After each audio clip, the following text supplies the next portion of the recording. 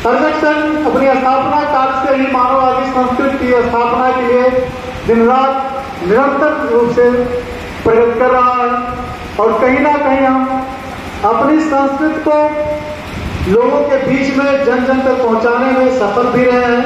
हमारी संस्कृति बहुत तेजी से लोगों के बीच में फैल गई है।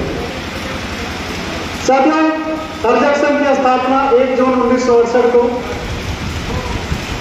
महामना राम स्वरूप वर्मा जो कानपुर बिहार के थे उन्होंने किया। वह भारत सरकार में उत्तर प्रदेश सरकार में 1967 में जब संयुक्त विधायक दल की सरकार बनी थी उसमें वो वित्त मंत्री थे। उनके परम साथी चौधरी महाराज सिंह भारती जो मेरठ के थे, परम सहयोगी जगदेव बाबू कुशवाहा थे। स्थापना तो महामना राम स्वरूप वर्मा जी ने ही किया था, लेकिन उनके विचारों को फैलाने के लिए इन सभी महापुरुषों का बहुत विशेष योगदान है। अर्जक संघ के बारे में भ्रांतियां ये सिर्फ एक संगठन है। साथियों, मैं आपसे कहना चाहूंगा अर्जक संघ मात्र एक संगठन नहीं है। अर्जक संघ जीवन के 4 क्षेत्र होते हैं: सामाजिक क्षेत्र, सांस्कृतिक क्षेत्र, आर्थिक क्षेत्र और राजनीतिक क्षेत्र। जैसा कि आप जानते हैं, जब तक जीवन के इन चारों क्षेत्रों का विकास नहीं हो जाता है तब तक हम किसी भी समाज की, किसी भी व्यक्ति की प्रगति नहीं मान सकते। पूरे भारत में अर्जक संघ मात्र एक ऐसा संगठन है जो आपके जीवन के चारों क्षेत्रों में प्रगति की बात करता है। बाकी किसी संगठन को आप ले लीजिए, वो आपके केवल या तो राजनीतिक बात करेगा, आर्थिक बात करेगा, सामाजिक बात करेगा, सांस्कृतिक बात करेगा, लेकिन जीवन के चारों क्षेत्रों की बात अर्जक संघ के अलावा कोई करता नहीं। और भारत में एकमात्र ऐसा संगठन है जिसके पास लिखित संविधान है, लिखित कार्यक्रम है, लिखित सिद्धांत है। बाकी तो संगठन भारत में लाखों बने हुए हैं और रोज बन भी रहे हैं।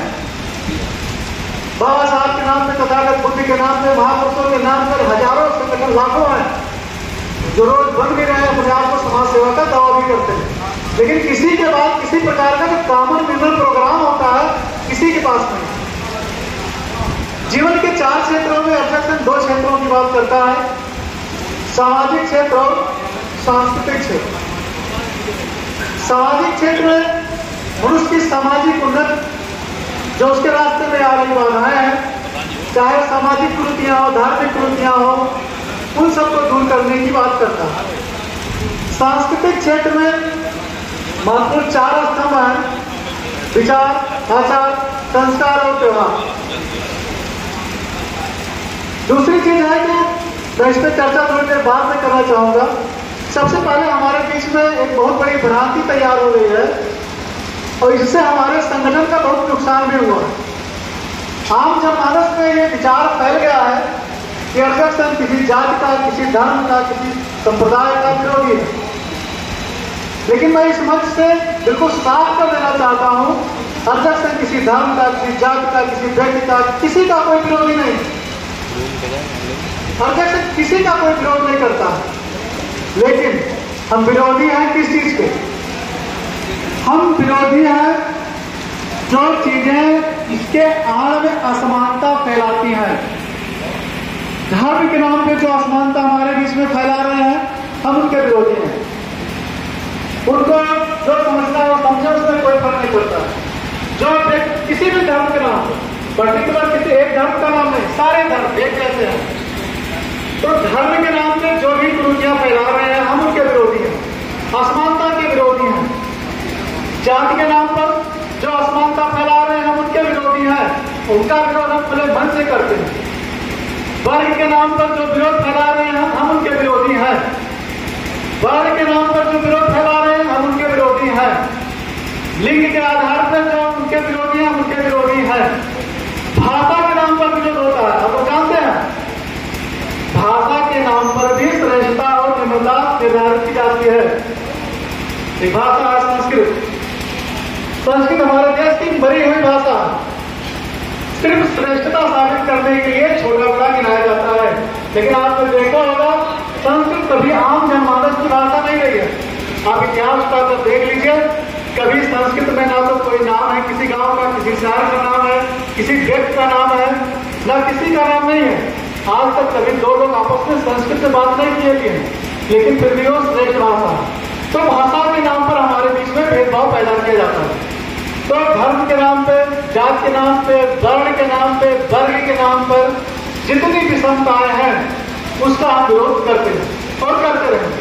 हमारे बीच में जो असमताओं की बात करता है हम उसके विरोधी हैं।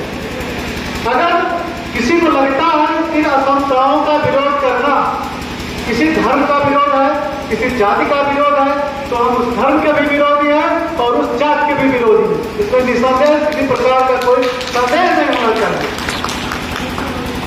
दूसरी चीजें है अध्यक्षम का जो सामाजिक है, वो सामाजिक जो बुराइयां हैं उसमें हमारी 6 क्षमताएं हैं: खान पान, उठन बैठन और बात।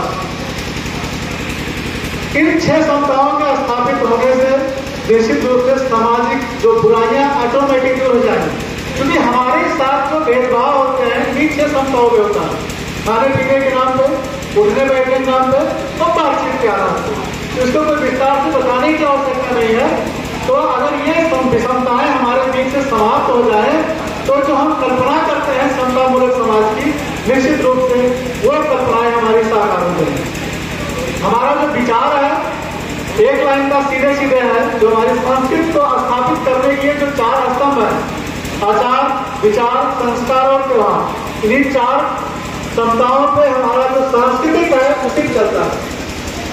तो जो हमारा विचार है, विचार सीधे सीधे है, हमें दूसरों के साथ वो व्यवहार नहीं करना चाहिए जो स्वयं के लिए पसंद ना हो।